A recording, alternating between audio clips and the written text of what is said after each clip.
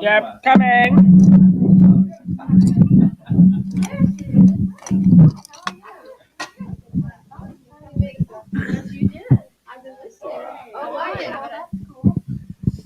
Good morning. Are we on? We're on. Morning, everybody. So, I'm excited. It is Friday morning, and we are so blessed to have Nancy Fitzgerald in the house teaching today. Woohoo! And her topic is stepping out, be not afraid of love. Who's afraid of love in here? Are you? Sometimes? So Nancy's just an incredible teacher, and I'm so looking forward to just what comes out of that mind of yours. And I'm just going to give some announcements, and we're moving in on our last Friday morning group, and we are ending on December 6th, which is a little less than a month from now, and the fourth Friday of the month is online. So next Friday we'll be here in this location, and then the Friday after that is online, and that's the open mic where who's been on there? Has anybody? I know you've been on there. Have you? Who's been online? You've been online. What's your name? Kathy. Oh, welcome. Yeah. And so have you guys been on the online? The fourth Friday of the month, have you been online for the fourth? Oh, it's so cool. So you guys online, we love it. So it's over 100 people from around the world online, and it just gives people a chance to really express from their Christ mind and just what their practice is of A Course in Miracles. So that is fourth Friday. And then I think there's only two more after that, and we'll be here.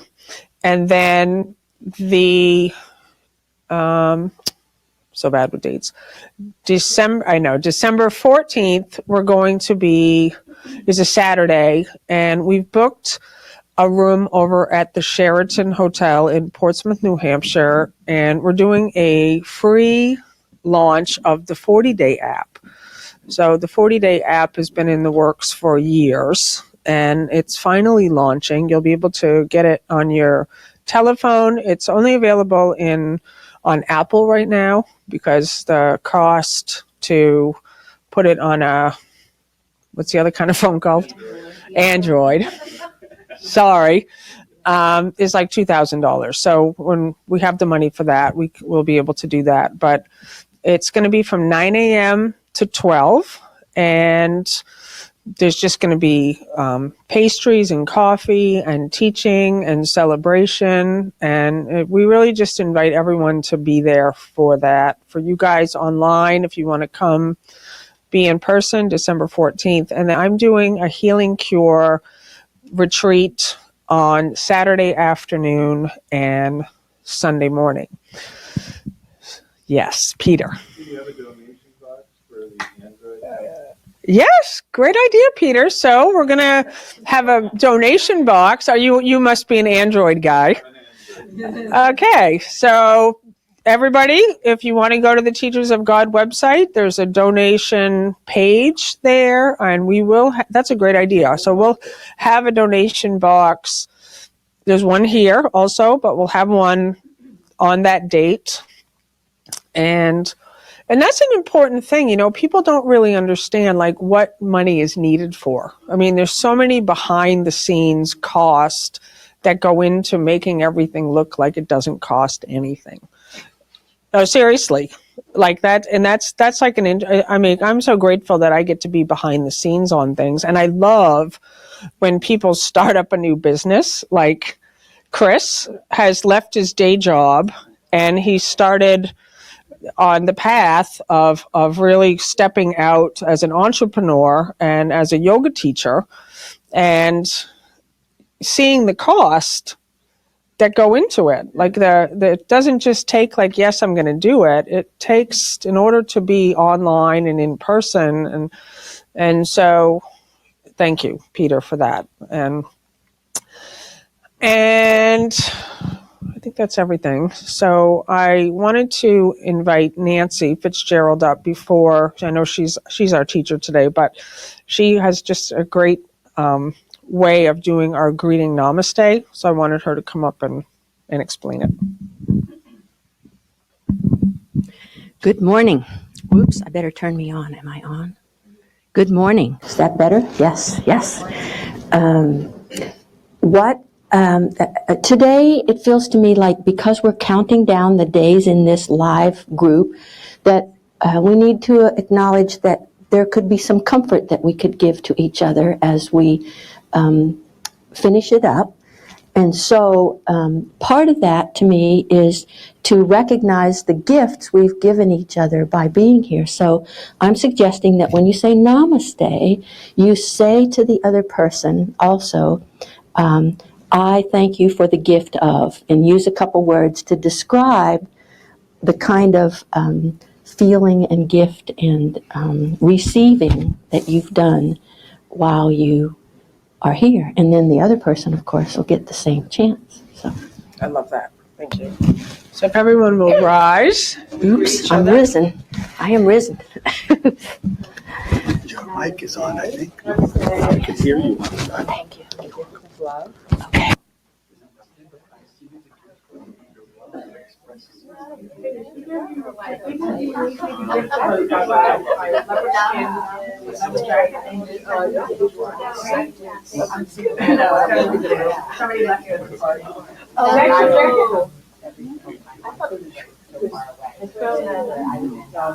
Kelly? Doesn't it like Kelly? We continue. No bad.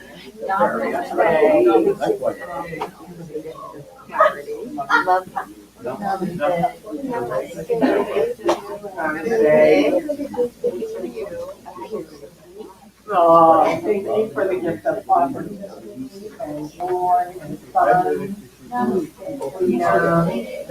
And always rocking it. Thank you for the hot pants. Thank you for the hot pants. Whoops.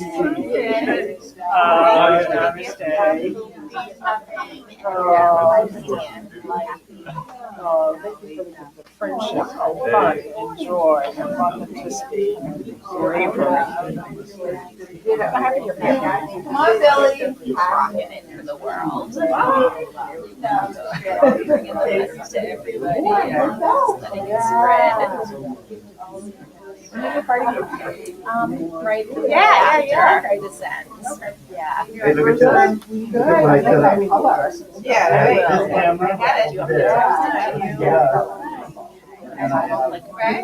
How you want to handle it. You want it to We chose them last week, but I don't know how to do this. Thank you for the gift of clarity. If we don't have anybody, do you want to do it? to the announcement. So the Kathy Gratitude. yeah, I don't know who Mike already. It doesn't look like it.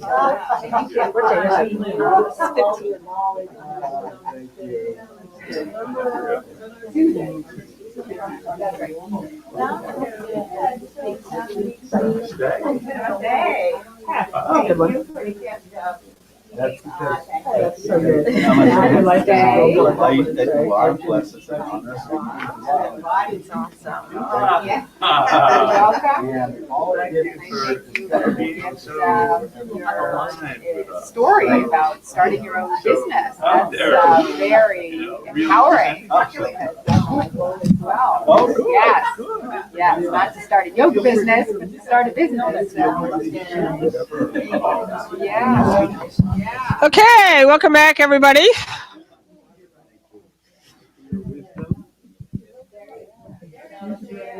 Thank you for your light. Yeah. Thank you for your Thank you so much for your light and joy. Your smile is beautiful. I know you. Are we done yet? Okay.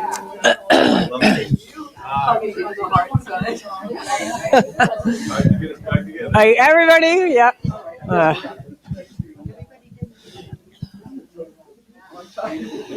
Okay, so nice to see you. So I'm going to call up Sandy Zimmerman for our Cafe Gratitude reading, and it's a good one. And she's a good one. Good morning, everybody. It's a funny thing about life. If you refuse to accept anything but the best, you very often get it. And, okay. If your life was a billboard, what would it look like or say? I would say, if my life were a billboard, it would say, I love you immeasurably. And I do. I love all of you immeasurably. And thank you for just being part of my journey. Words can't express how much it means to me just to have your presence in my life and your light and holding space for each other. It's such a beautiful gift to me. I can't thank you enough. And for Lisa and Bill to have put this here for us all these years and spread the word, spread the message, just healing people everywhere. It's incredible. It's been an incredible gift for me. So thank you so much. I love you immeasurably. Thank you.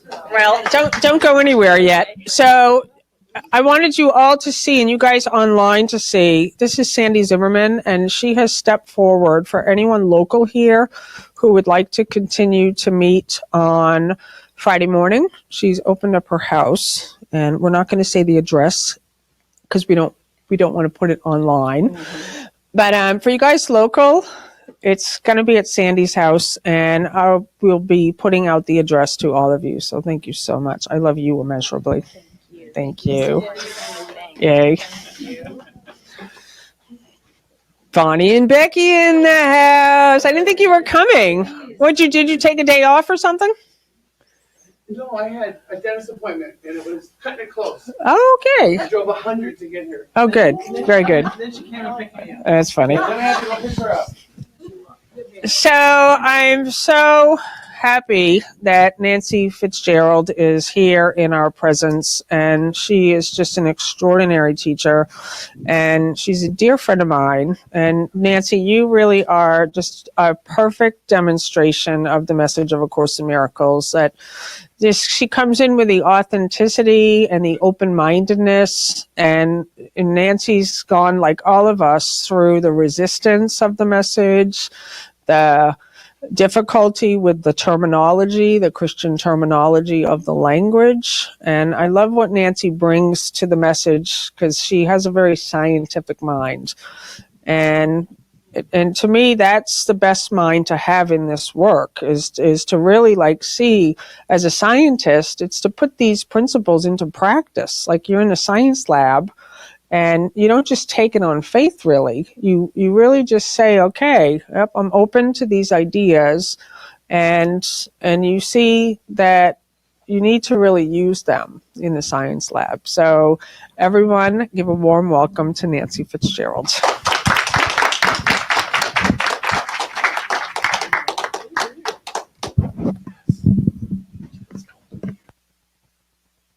Okay, takes a beat or two for this mic to work, but there it is.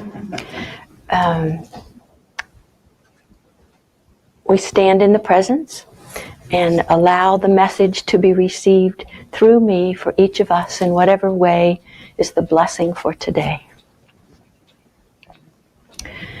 Today, I have in mind three kind of themes, and I'm not at all sure quite how this is going to turn out. I prepared, but turns out the preparation isn't what's quite going to happen, so it's going to work.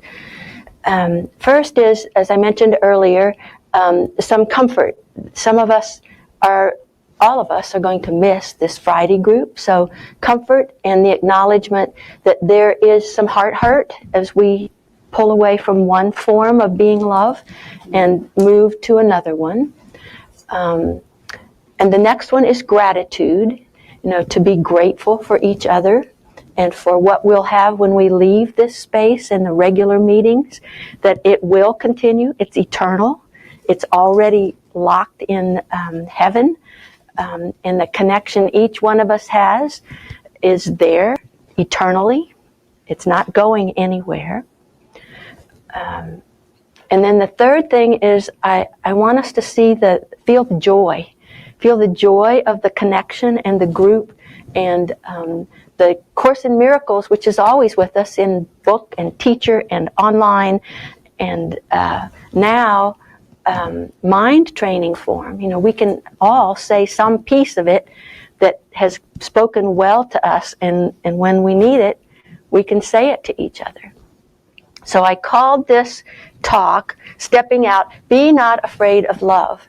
And what I'm going to do is, in the book, I'm going to look at the whole block of 10 lessons under the back, toward the end of the workbook for students. It starts with lesson 311. It's for those online. If you want to follow along some, it's on page 1497 in the purple book. I can't and don't really want to read all of them, but you may want to go back and do that after we sort of do whatever my sweep of the whole thing turns out to be.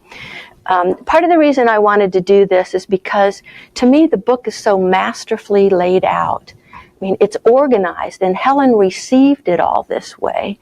And so here is one of the questions: what is the last judgment?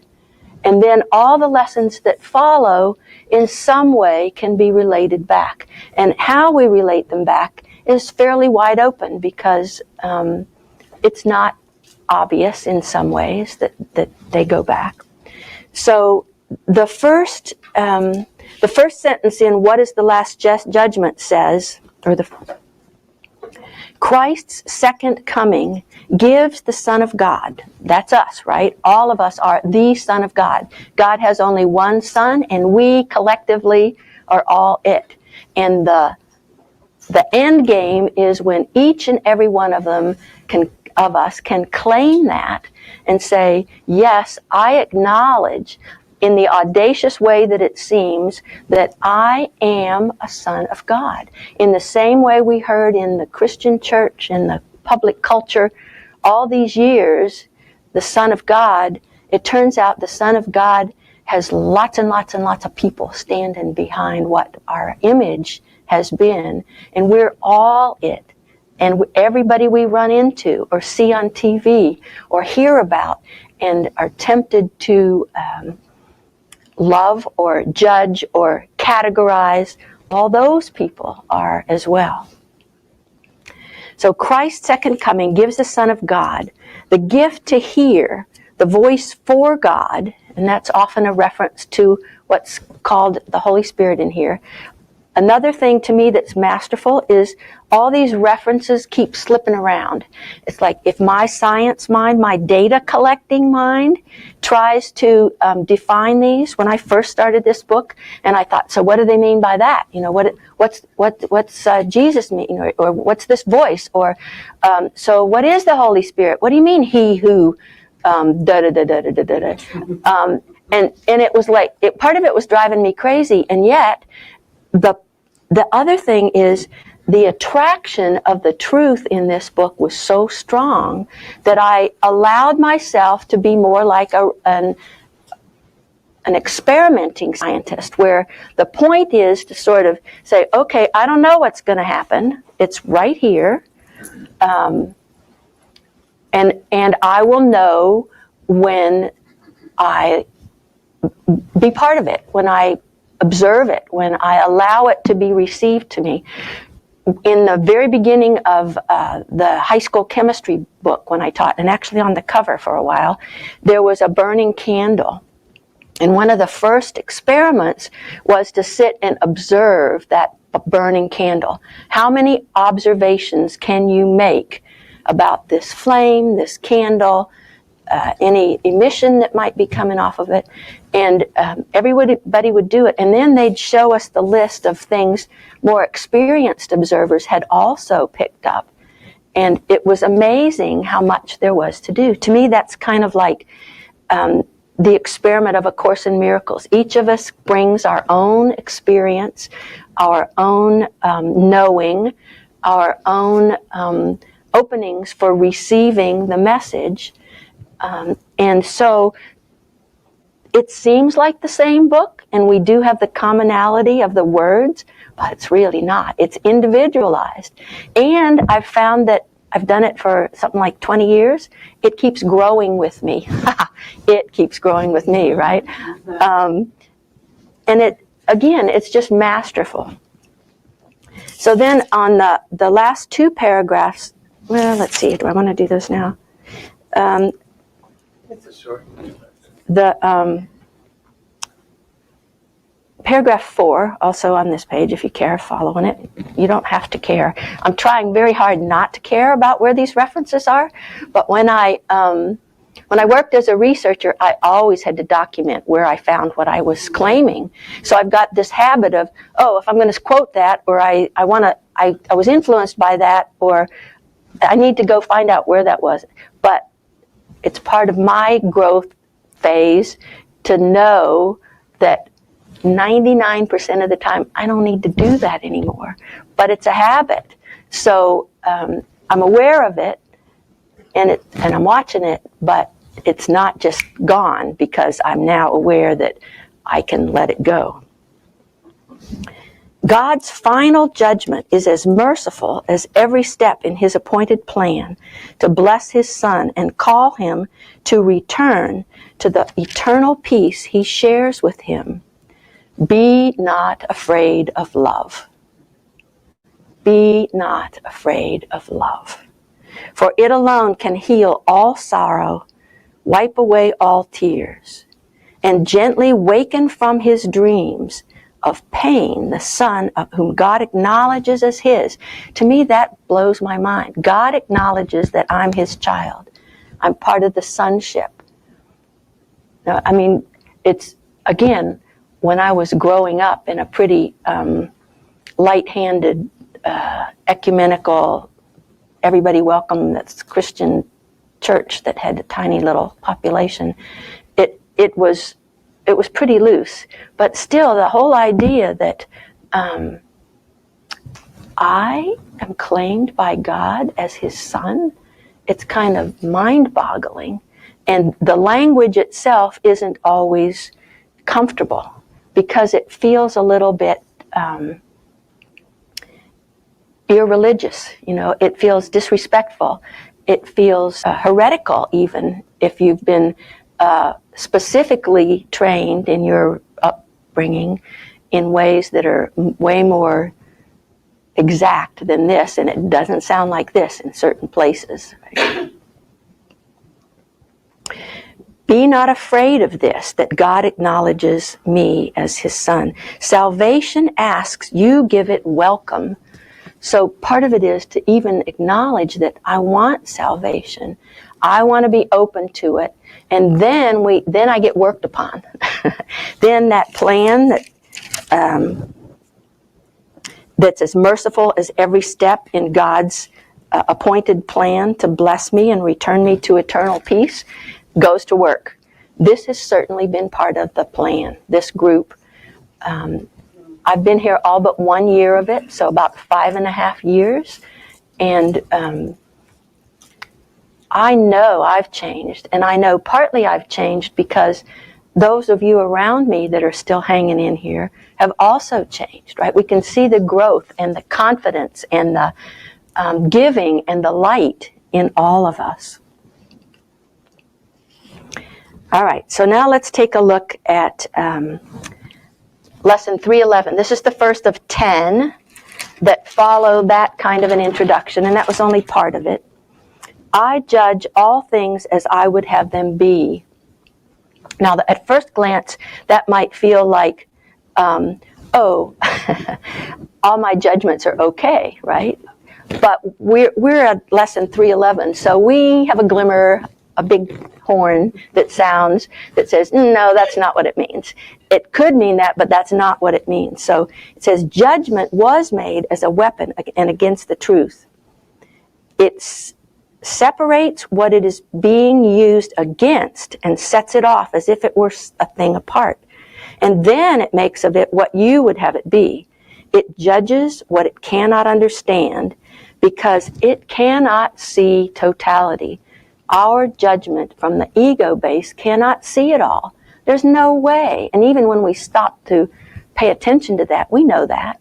We don't see it all. How many times have you been caught having made an assumption, leaped to some judgment, and all of a sudden you get another piece of information, you think, oh, that's not right at all. At least I didn't let it out of my mouth. Or maybe I did, and now I really have some backpedaling to do. It certainly acknowledgement to myself and maybe to other people. Never done that. Okay, good for you. So it says again about judgment now, let us not use it today, but make a gift of it to him who has a different use for it. He, and that him who is a little vague, but whatever name or identity you give to the part of God, the part of divinity, the part of divine source that you speak with or kind of converse with, that you take as your guide. Sometimes it's Jesus, sometimes it's God, sometimes it's spirit, sometimes it's divine love, sometimes it's source energy. It depends on what works for you. But the cool thing is, because they keep shifting all these terms, it sort of feels to me like it gives me permission to find the ones that work for me, because that's the point, right? That I get it, that I get to live it, not that I argue about quite what that means. So let us today not use judgment, but make it a gift to him who has a different use for it. He will relieve you of the agony of all the judgments you have made against yourself and reestablish peace of mind by giving you God's judgment of his Son. Now, isn't that an amazing promise? Absolutely amazing. So I judge all things as I would have them be. And now the little prayer that follows it here, the parts in italics, I see as my active voice back to my guide. For me, it's often spirit. And it says, Father, we wait with open minds today to hear your judgment of the Son you love. And that can be in any situation, of me, of the people I'm about to want to choke to death, of about the clerk that's pissing me off because, whatever, or, the thing I'm doing at midnight online, and all of a sudden it all is crazy and going everywhere goofy. We do not know the Son of God, and we cannot judge. And so we let your love decide what he whom you created as your Son must be.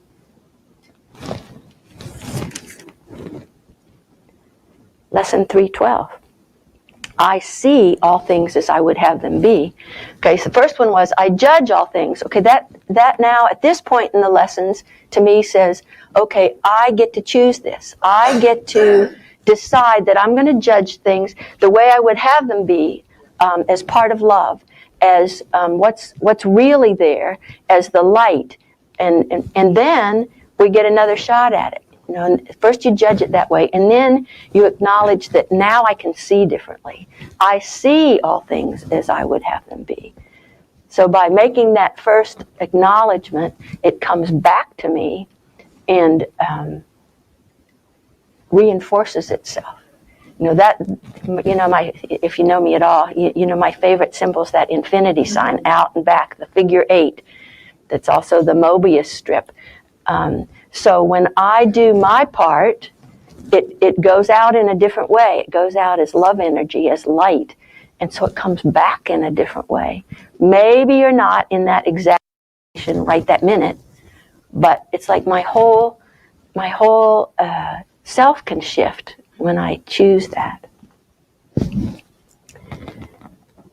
All right, lesson 3:13.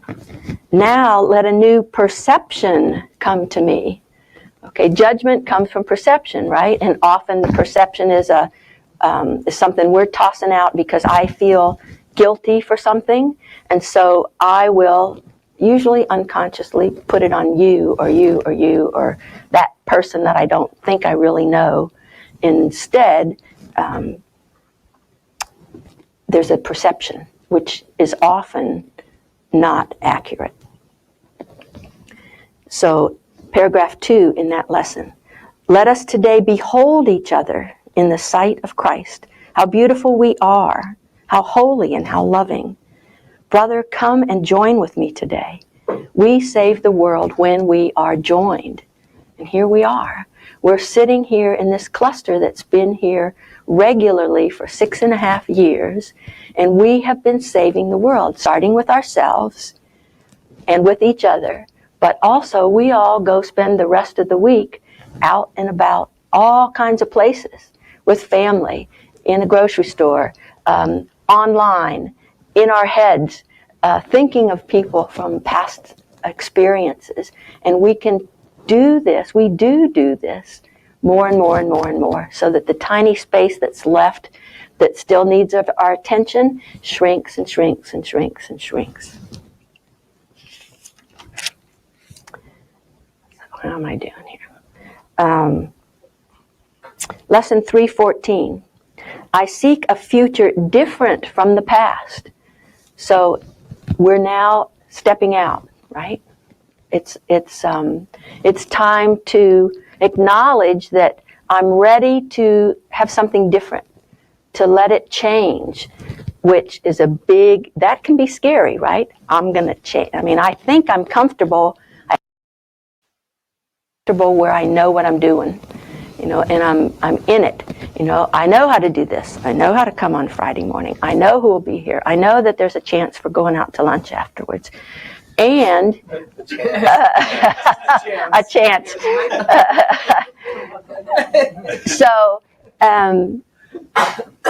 we're now, and Bill and Lisa are helping us by having made a decision that changes the form of the way we gather. They're not going away. They're changing the form. So we're going to get to see differently and practice differently. And the other thing is the idea of not being afraid of love and stepping out is already I've heard from a handful of people who have specific ideas of what they're ready as in their outside this group life to go offer a new group in their neighborhood or offer a place for people who go to Sandy's house for Friday mornings, or I'm going to actually try doing first testing out my living room for having people gather and see its capacity.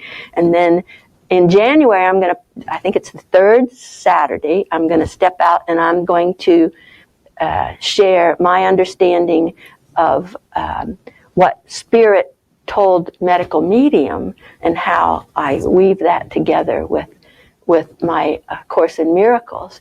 So it's like this has turned out to be part of God's plan to okay, kids, it's time to fly out of the nest, get going, you're gonna scatter, but you're ready, or it wouldn't be happening, right? It's part of the plan. And it doesn't always feel like you're ready, but looking back, we'll be able to better see, okay, it was time for me to do what I've been playing around with thinking I'm gonna do, and now actually do it. Commit to it.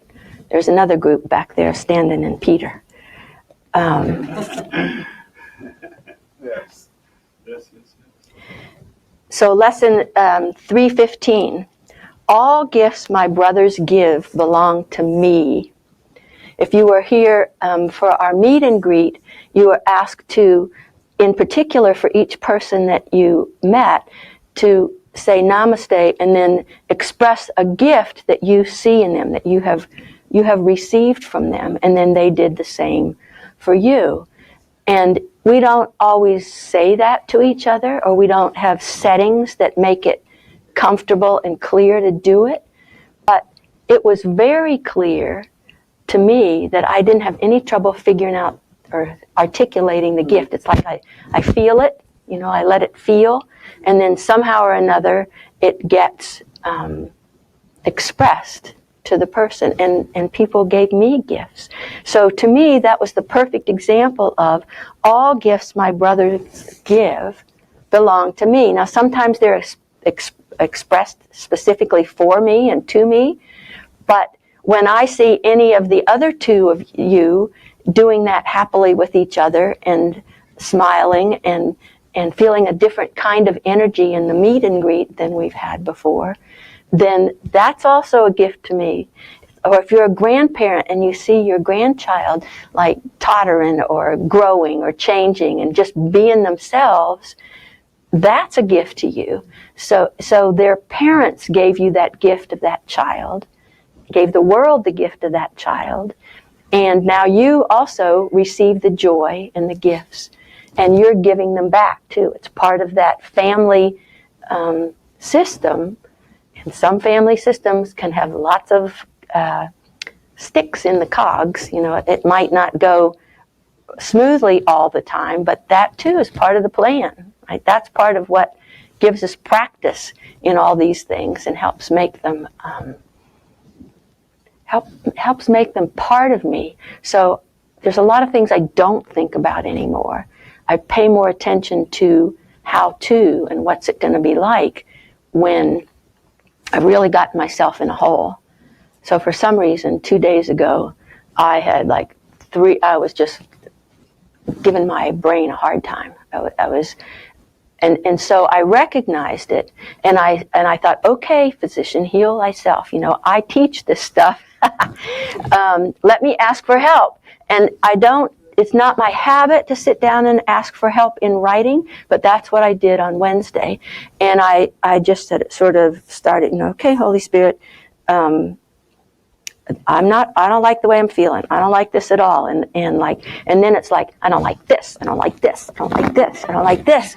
And then I was still for a little bit and let my pen and my knowing that I often use with other people come through my pen and write down, So, all right, you're just making a big to-do about this. It's like, you don't need this. You don't have to be worried about this, and this. Think about, I don't even remember quite what but it calmed me way down real fast. And I noticed by yesterday it was well grounded. It didn't go away. It was still calm. The situations haven't really changed externally, but I still had my peace and my calm back. All right, 316, lesson 316. I have to flip the page. All of this I've put under the heading, be not afraid of love. And as weird as that seems, I know that can be true.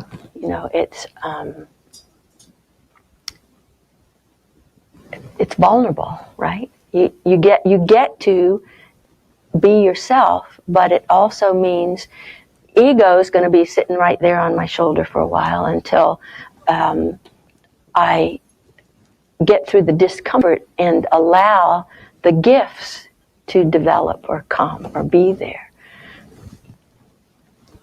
All gifts I give my brothers are my own. Now that's kind of a cool thought, right?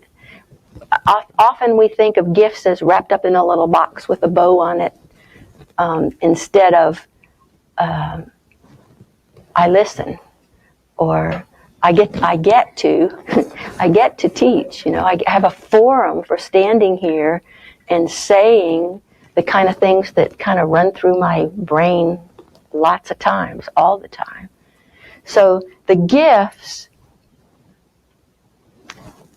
when you think of it that way, like when I can join with somebody else and smile, be happy, share a joke, give information that can be received well and used to help somebody keep going, those are mine too, right? So it's like we're collecting a bigger and bigger pile of gifts under the gift tree. Oh, and at the beginning of this one, I liked part of the introductory part. So on page 1504, All gifts I give my brothers are my own. As every gift my brothers give is mine, so every gift I give belongs to me. Like double duty, double credit, extra bonus. Each one allows a past mistake to go and leave no shadow on the holy mind my Father loves. His grace is given me in every gift a brother has received throughout all time and past time as well. And that's kind of throughout all time and past time. I call that divine eternity. It's like, it helps me start to imagine what it's like without time. You know, that any mistakes from way, maybe before other lives, certainly in this one, are gone. They're forgiven. My treasure house is full, and angels watch its doors. That reminds me of a video I saw from Joe Dispenza's newsletter now, which I must still get because of the Science and Spirituality conference I attended.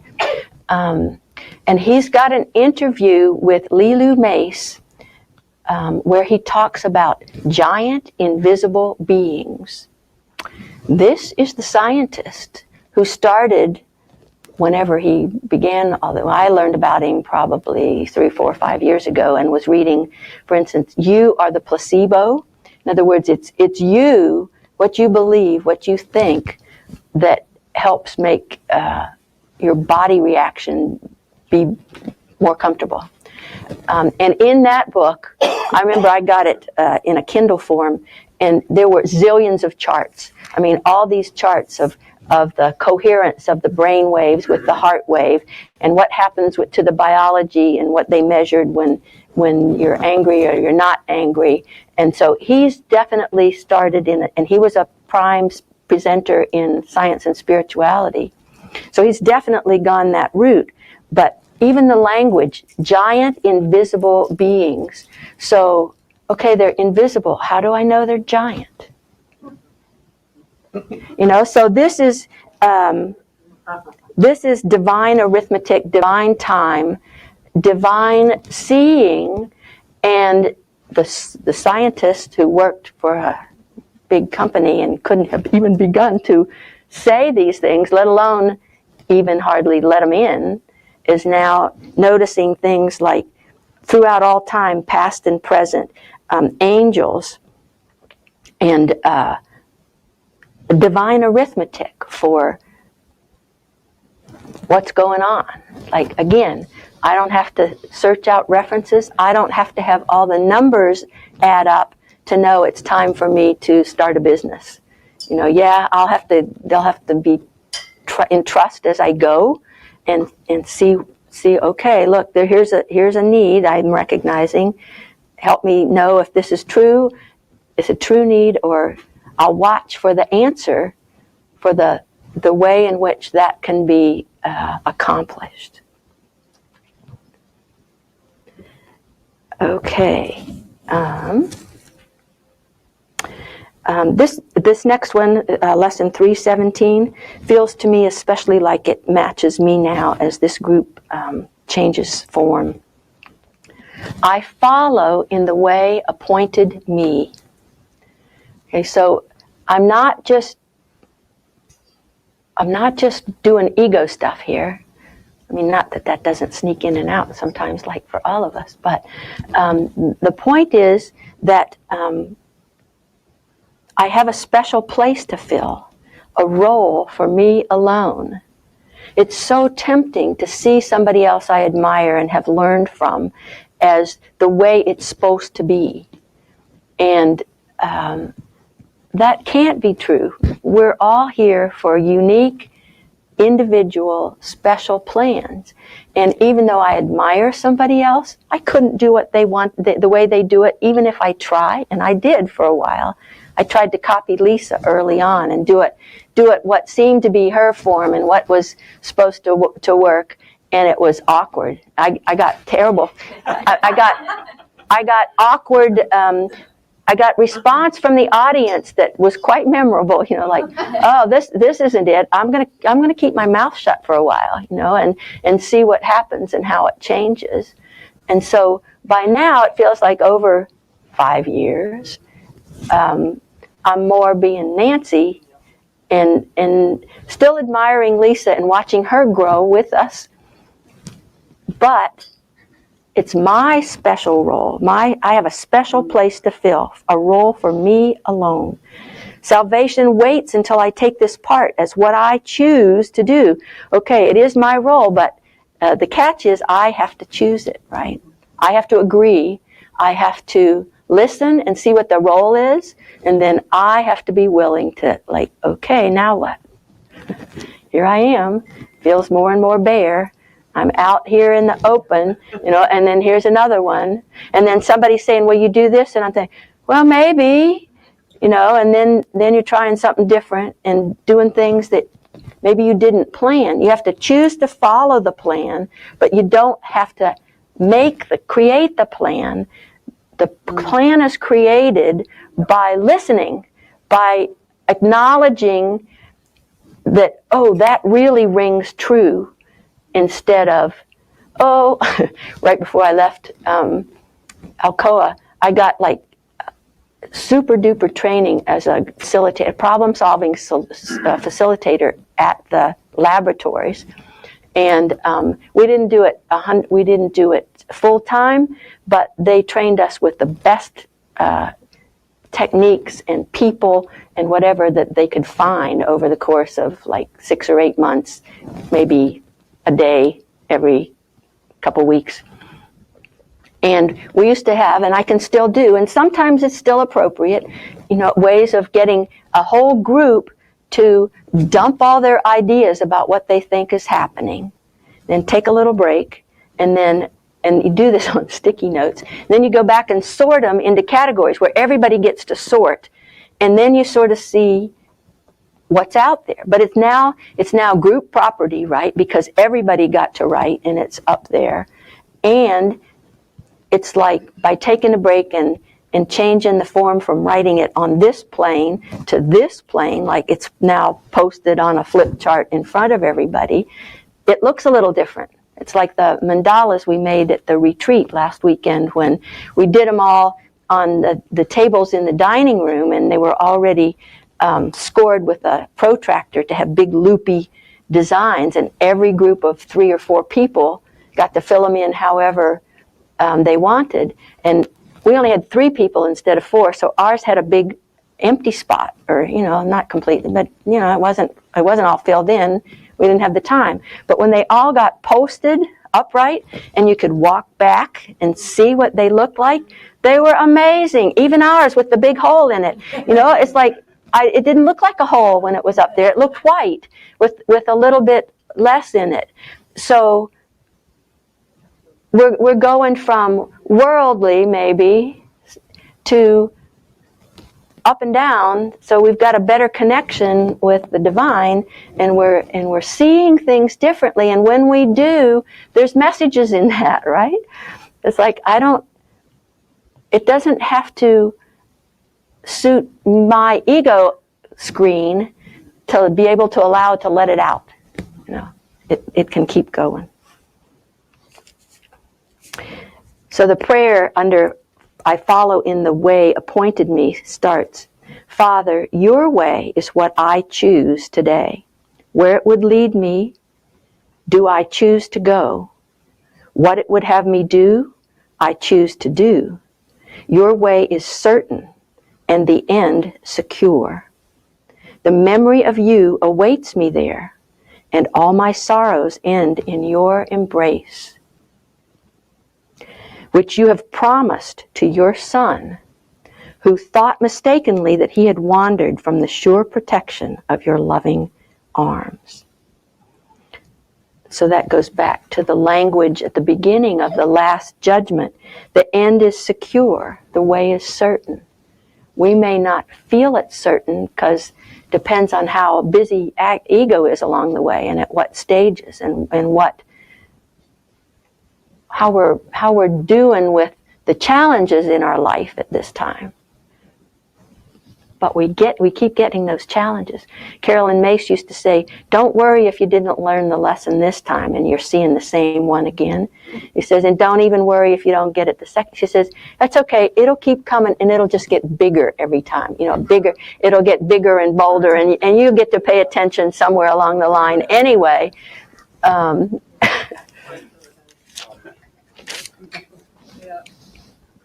right. Let's see here. November 14th, that was yesterday. In me, salvation's means and end are one. In me, God's Holy Son, are reconciled all parts of heaven's plan to save the world. So I'm a mini version of the plan, God's plan to save the world. And all those parts are reconciled in me, and I have to choose it, I have to cooperate, and I'm willing to step out, to follow the plan that's for me, but it is in me. What could conflict when all the parts have but one purpose and one aim? How could there be a single part that stands aside, or one of more or less importance than the rest? And the parts in that case can also mean all the parts of God's Holy Son. So all of us are doing that, and I can have more compassion and acceptance when I think, okay, this is what I'm trying to do, and I know it's not always without challenge. So let me imagine that everybody out there, wherever I encounter people, is also doing the same thing. Whether they know or can articulate that they're following God's plan, or whether they're just doing the best they can, they're nevertheless doing their thing, right? They're making progress. And so there's some compassion there that we're all doing the best we can. It doesn't always look that way, and it feels sometimes like the steam valve or the safety valve on the steam pot is going off for somebody else or for me or whatever. But it's all there. How could there be a single part that stands aside, or one of more or less importance than the rest? I am the means, and I'm presuming there that that's the voice of Yeshua, of Jesus, or Spirit, or again, whatever name you want to put on it. I am the means by which God's, or maybe me too in this case, I am the means by which God's Son is saved, because salvation's purpose is to find the sinlessness that God has placed in me. Salvation's purpose is to find the sinlessness in me. So it comes back to me. A Course in Miracles, as I understand it, starts early on having us focus on our brothers, because if we can forgive and see the difference in our brothers, then it sort of prepares me a little more to be able to see it in me. But it's tougher. It's like Byron Katie first has you judge your neighbor before she says, well, if you need to, you can judge yourself. But it's harder. We're not prepared to do that mentally, most of us, until maybe we've had A Course in Miracles and we've done that for a while. I was created as the thing I seek. I am the goal the world is searching for. I am God's Son, His one eternal love. I am salvation's means as well as end. Other way around, and end as well. Let me today, my Father, take the role you offer me in your request that I accept atonement for myself. For thus does what it thereby reconciled in me become as surely reconciled in you. Now, I need to share one of my favorite quotes in A Course in Miracles, because in the things I've sampled from today, it's included salvation, atonement, forgiveness, and things about perception. So in the terms at the end, what are they? CT. It's, I forget what the CT stands for. Anyway, they're in the clarification of terms. Clarification of terms, number 3, in paragraph 3. Here's a sentence that has helped me a lot to allow myself to unhook from whatever my idea of the definition of some of those words are. And it says, for true perception is a remedy with many names. Forgiveness, salvation, atonement, true perception, all are one. So to me, that gives me permission to substitute for any of those words or phrases the one that I'm most comfortable with, that somehow lands with me.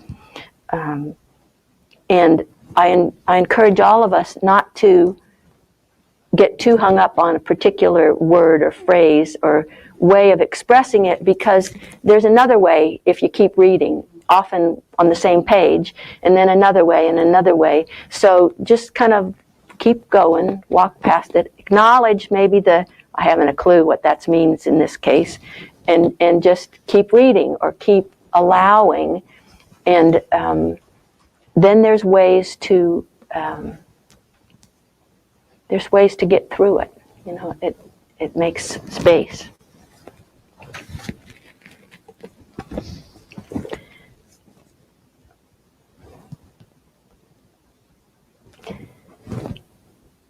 All right, lesson 319. I came for the salvation of the world. Now, that feels really audacious, right? Really? Yes, it is today's lesson if you're doing the calendar lessons.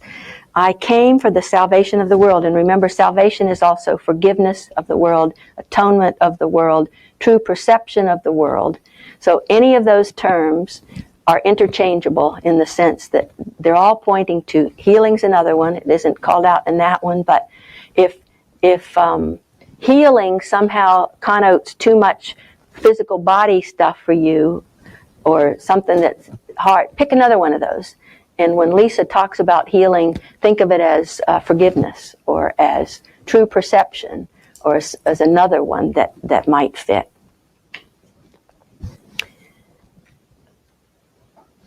And yeah, it sounds audacious, and the first part of the lesson addresses that. Here is a thought from which all arrogance has been removed and only truth is left.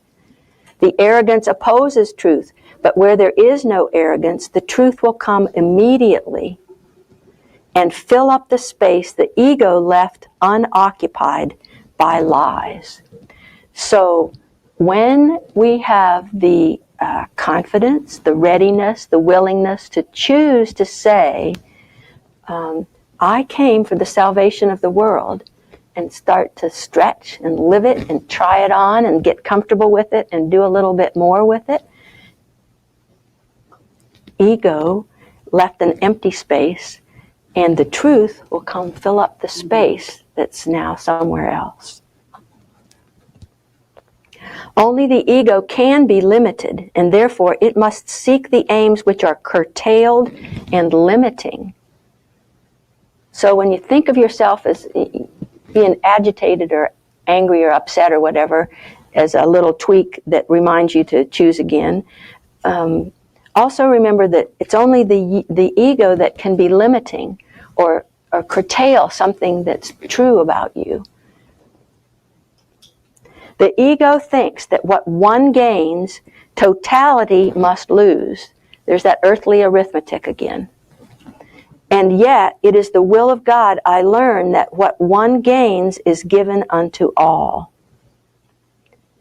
It is the will of God that I learn that what one gains is given unto all. Like the way in which we shared Namaste this morning. If I can see the gift you have, I must have received it.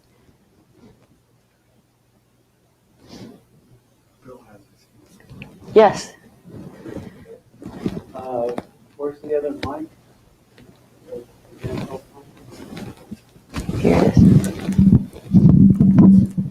Yeah, I'm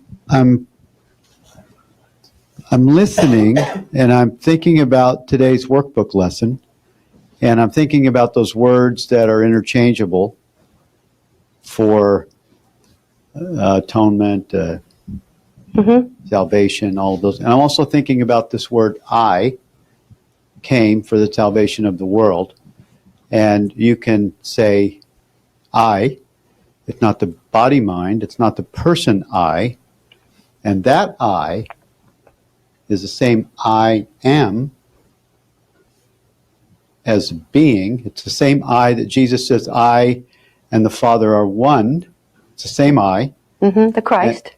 And it's also the same I that you could interchange with the word God. And so when you say that, you are embodying the being. You are embodying, when you say I, body mind is set aside. That I is the divine I. And that I isn't later, because there's no time in that I. That I is right now in this present moment, which is not really in time.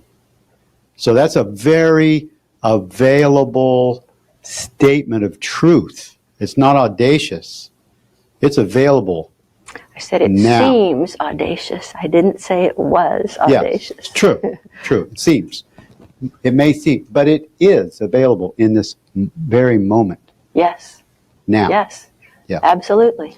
Yeah. I just want to clear that up because I love to use the words that are also interchangeable and available for the present experience.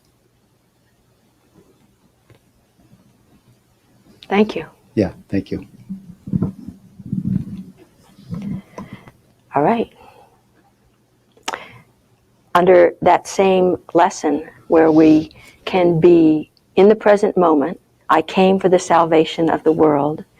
Father, your will is total, and the goal that stems from it shares its totality. What aim but the salvation of the world could you have given me? And what but this could be the will my big self has shared with you?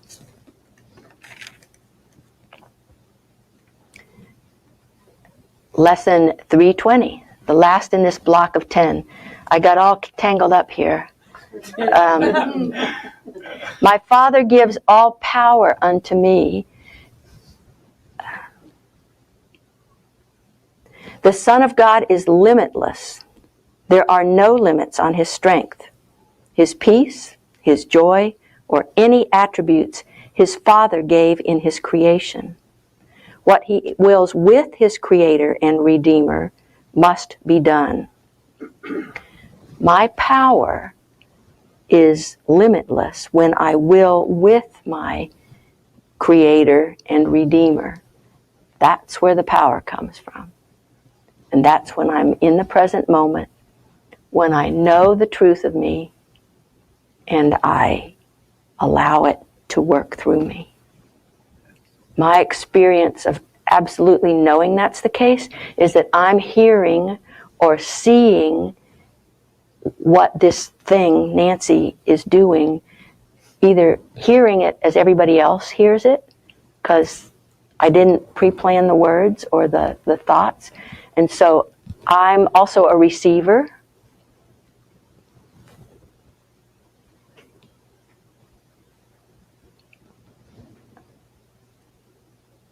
There was more to that, but it went away. So,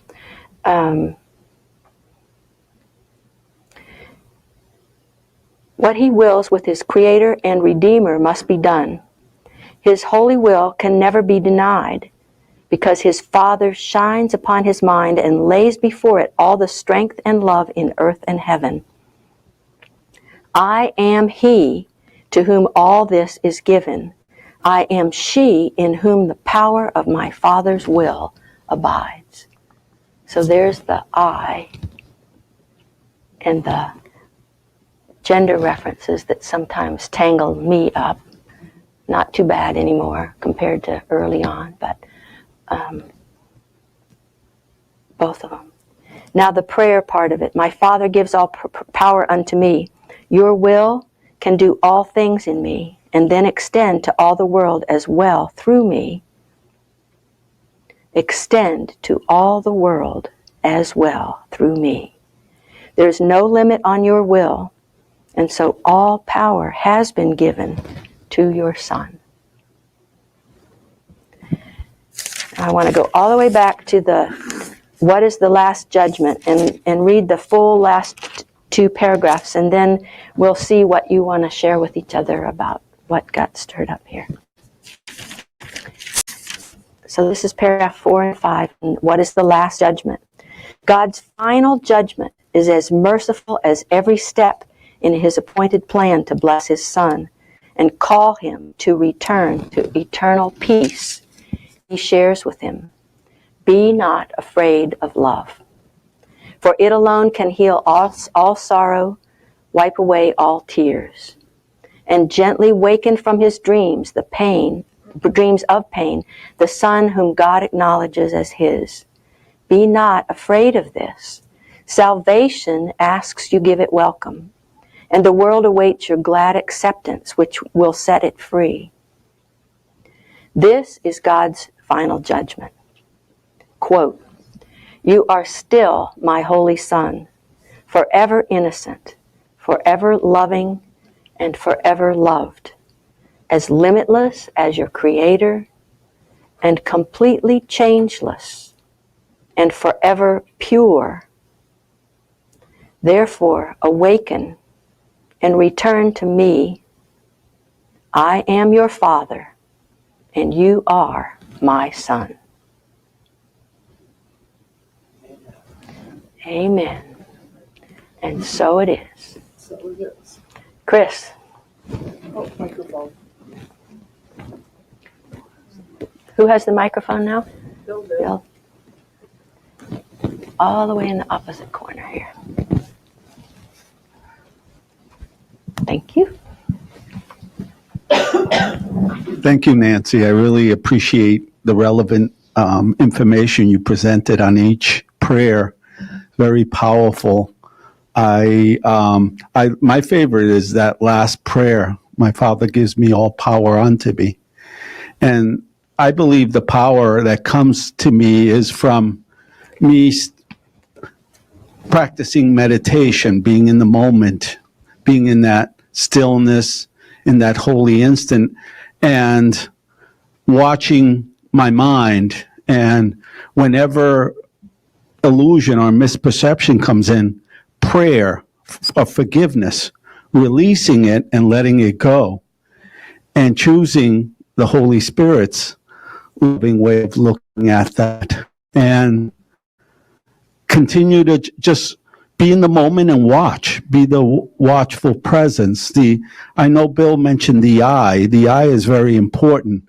It's used in Ho'oponopono too, the I identity, that watches the programming in the mind and clears it through beautiful words of healing.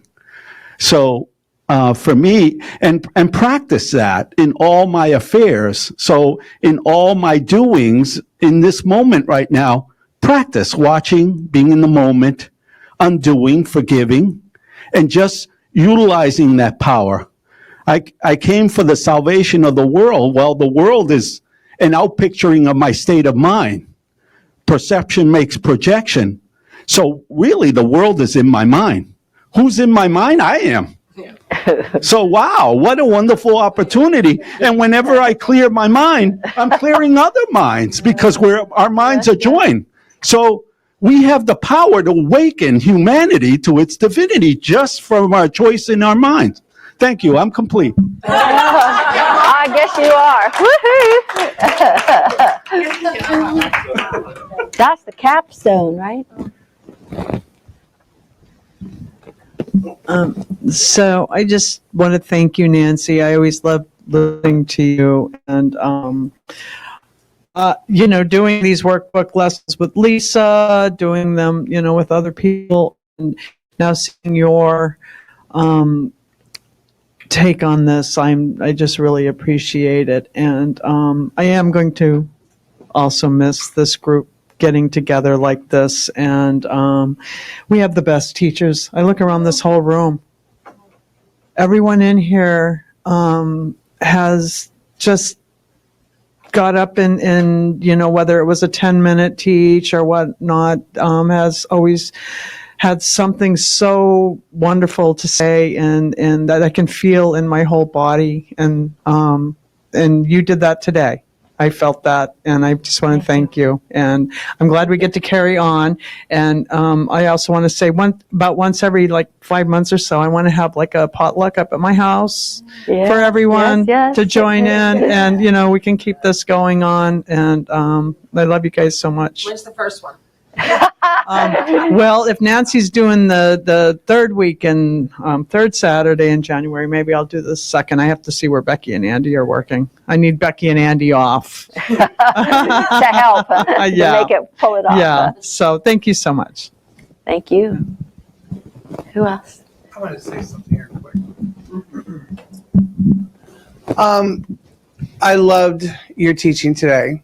I love that this is going to be my last official Friday morning meeting. What? I have to work. vacation? No, I don't. I'm done. I used them all up. I'm done. And this is my last official one with everyone here. And I loved what you said, how we all came together as this group, because I feel that too. It's When like, you get up there. Yeah. oh, it's my last one. And you were one of the first people I ever met. First of all, it was like pulling nails, like my fingernails, to get me to a group. And then just happened, divine presence came along and said, we're going to go to Dover for 2 months, and that's right around the corner from your house. You have to like, try you it. can't, you have to come now. It's it's right there. Yeah. So, And you did. but I want to say that the learning and the way that my life has changed from knowing everyone here, everyone who's been here, everyone out there, and it's just going to continue on. And I have a big house too. I have some big houses around here. Yeah, so they're up in New Hampshire, and there's going to be potlucks. And I have to say that these lessons that we did this week here, I love.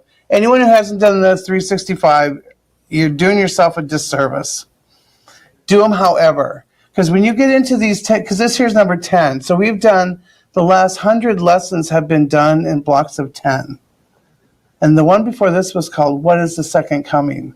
Which just jutted you right into what is the last judgment. And I love these ones. The one today was one of my favorites. Great. So thank you very much. You are welcome. My super pleasure. Thank you for being so clarifying. You cleared up a lot for me today, especially 319. I have to say, before today, I would have looked at it and said, I came for the salvation of the world. Just like you said, my ego would have gotten in the way and said, you can't say that. I can't do that. But then as Bill explained, if I see it as I, the God person inside of me, I can so easily do that, and then I can really feel it and get into it. And I just want to say this is my second time here, and I'm sorry you all are ending, because you turned me onto this place a short while ago, and thank you for all you are. And sorry I just discovered y'all. Yeah. It was so good hearing you. That was really awesome the way you explained them. Especially the salvation thing and atonement, those words can kind of mix my head up too. And so I try to use the word love and forgiveness. I would say love, but when you said forgiveness too, because the source in me doesn't need to forgive anything, but we think we do. So that love and forgiveness is perfect for me. And we were at that weekend retreat last weekend, and I watched the little girl come up in you. And we all did see that little child come up in each one of us as we cried to each other and saw the tears of each other and the love in each other. And that mandala was, when I first sat down with it at the table, I thought, what has this got to do with Course in Miracles? And I instantly, the first thing was, the guy would stop us too, and you could see different things that you wanted to do. And I saw like these two angel wings coming off of it, because I love angels. And I start painting my angel wing gold, And the guy sitting next to me didn't see the same thing. So he starts painting the other wing black, which was so weird because I could instantly feel the judgment coming up. Like, what are you doing, dude? Why are you touching my angel wing? And then when we all started talking, when the guy would stop us, I said, oh, like I saw angel wings. And he goes, oh my God, I painted this one black. And then I thought that's perfect, yin and yang, right? And then when they put them on the wall, again, there was a judgment. This looks we're all sitting in the room, right? And we're like, this looks totally different up on the wall. Like, perfectly proving to us the Course in Miracles of when we're looking at stuff this way, it looks so different than looking at it this way. You know, and it was a perfect teaching. And just, am I coloring and painting in the lines? I went outside the line, you know, and the guy next to me was having like kind of a little mental breakdown, and I didn't mean to, but I splashed him with paint on his hand, and he started laughing, and I'm like, okay, so Source wanted me to splash you with paint to chill out. So we never know what we're looking at, you know, and now look at all these people going to have potlucks, and Sandy steps, thank you so much, steps up, and I remember when I first came to this meeting, Bonnie brought me the first couple Fridays, and I wasn't going to come anymore because she stopped coming. And then I got in my car, like the third one, I was like, all right, God, no one invites me to lunch. I'm not coming anymore. And 5 people invited me to lunch, and here I am. And I've made such close friends. Yeah. And here we are all these years later. And Bonnie said, I knew I had to stop coming because you needed to find this yourself. So it was beautiful. Thank you. Here's one. Got it? Oh, we're a few minutes over, and I'm going to push for a minute of time. Thank you, Nancy. You know I always love hearing what you have to say. That's pretty obvious. I'm going to cry. It is a surprise. I'm so grateful to you all. And I'm grateful because Lisa has been talking recently online or whatever about being a healer, and her message that I've been hearing for 3.5 years of, you know, I heard about that shooting yesterday, and there's so much in this world that needs healing, and it can feel overwhelming, but I really do believe that all the little kindness we practice, letting go of one judgment, or looking someone in the eye at the grocery store with kindness. We need it so much, and I really appreciate being inspired for that. Thank you. Thank you. Love you, Bonnie. Do we need to stop sometime soon or not? Go ahead. Well, Come on. I just wanted to say thank you to this group for making me feel instantly welcome and at home here, and for all the great teachings and things that bring the Course in Miracles alive for me. Thank you. Anybody else burning something they want to say out loud? Lisa, do you want to close it, or do you want to? Well, does everybody want to rise? Yep. Thank you, Nancy. Thank you, Nancy.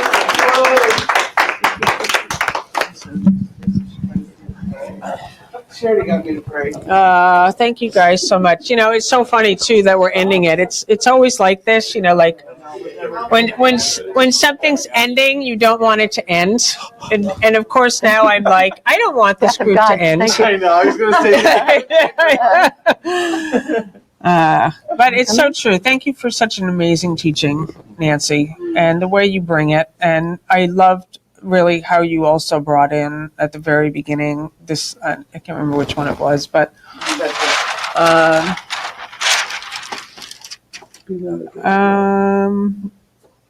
can't even remember which one it was now, but it was this whole thing of like how the ending of this group is causing everyone to access their own gifts now, to really start to step forward and not depend on an old habit of something that we all got very used to, but now is now inviting us all to really just be quiet and be still and say, okay, what's mine to do now? Because that is the call. You know, and I love that it's 2020 coming up. Like it's a whole new beginning. Christ's vision. What? 2020 Christ's vision. Christ vision. 2020 Christ vision. Yes, exactly. Exactly. You know what's so funny though is so the Los Angeles conference is in May in Los Angeles. I didn't get that until like a week ago because it's called 2020 Christ Vision, and I didn't understand. Like I just thought it was the year 2020 and the topic is Christ Vision. And last year I was like, oh, 2020 Christ Vision, I get it. You do? That's just now. That's true for all of us, right? Yeah, funny. So we still have tickets to sell. So thank you guys so much for being here. And there's a donation box in the back for anyone who would like to support this group, help us pay for the space. Everything you give is so appreciated, and everything you've been giving over these years and the way you've been showing up is so appreciated. So we bless the tithes and offering with the unity prayer. Divine love, as me, blesses and multiplies all that I am, all that I have, all that I give, and all that I receive. So with your eyes closed, just take a deep breath in. Deep breath out. And just acknowledge that there's a light in you. And this light is life. And where you put your attention is where you put your attention. And now we're really making a conscious, deliberate choice to place our attention on the truth, which is this light, which is this love. And we will not be afraid of love today. And as you place your attention on this light, it comes alive.